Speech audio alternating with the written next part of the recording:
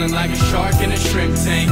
Big fish, small pond in the shrimp tank. When it's sink or swim. Hey everybody, welcome to the post-show wrap-up of the Shrimp Tank. I'm your co-host Ted Jenkins, sitting here with my co-host today, Chris Hanks, who's the executive director and founder for the Shore Center for Entrepreneurship.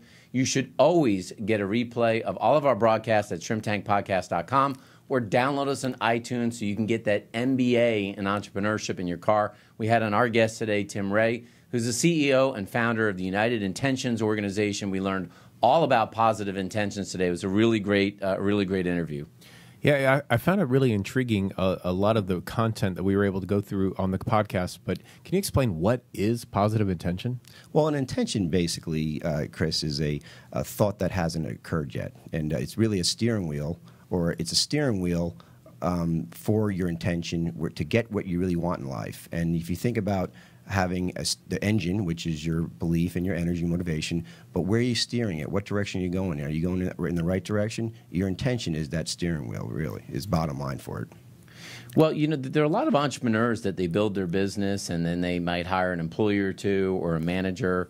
How do you use this philosophy of positive intentions and move it through your organization so your overall organization can be a positive, successful organization? A great question, Ted. And one of the things I would say your best thing to do is first you have to realize your intentions are yours. And once you claim your intention, you look at really what's beneath it, and not just on a superficial level. What's beneath it? What do you really want for your employee? Are you just wanting that person just to do a good job and be done and go home, or you really want the person to learn how to do a good job ongoing? You just want to give them that fish, or you want to show them how to fish right? So having an intentional business and having an intentional attitude and mentality, you got to go deep with each person. You got to realize what's motivating them and how can you develop them as well as they develop your business, I should say. So many entrepreneurs have to deal with negative employees. So how could you take this philosophy and actually deal with a negative employee? Well, you know, most first instinct for companies, especially larger companies, is, you know, anybody's negative, not part of the team philosophy, they're gone. Axe them. I say, you know, think twice on that, because one, you spend a lot of time and energy into resources. You might have made a bad decision on the initial hire. You might have miscast them in the wrong position, or you might have let them hang out with the wrong people and they developed the wrong way or got the wrong bad habits. But whatever the answer is, it's been your responsibility since you hired that person. So your first sense of responsibility, in my opinion, is not just to fire, but find out what is going on. And you're going to find out the majority of the time a lot of personal things are going on in people's lives. You have employees who come up and down in the life. Are you going to be with them on the downslide, or are you going to only be with them on the upslide? And so you'll get a much loyal and a stronger team if you're with them on the ups and downs throughout your life and time in your business. You know, Tim, a lot of people out there that may be watching the post-show wrap-up, is there a book you would recommend, or a couple of books that people might read that might get them started to learn about this power of positive intentions? Well, one of the best books I read for management books is First Break All the Rules by Cunningham. I think you all know about Gallup did a study on that, is how, you know, managers trump companies.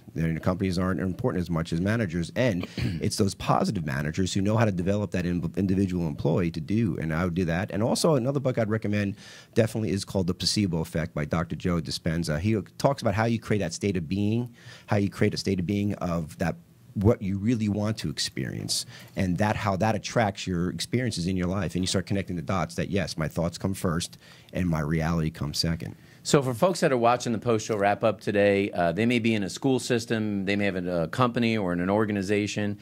How can they get in touch with you and your organization to learn more about adopting these kinds of principles and the power of positive intentions? Sure. Thanks, Ted. UnitedIntentions.org, UnitedIntentions.org, and we're a 501c foundation, so we're free for all members, and it's here our opportunity to give back to our community and give back to the world, to show people how they could claim back their power of intentions and start creating the reality they really want to create. Well, if you want to be a great entrepreneur, maybe you need to think about some of the power of positive intentions, and maybe you need to think about first breaking all the rules in your organization so you can get it set right. And that is our post-show wrap-up of the Shrimp Tank. Bye, guys.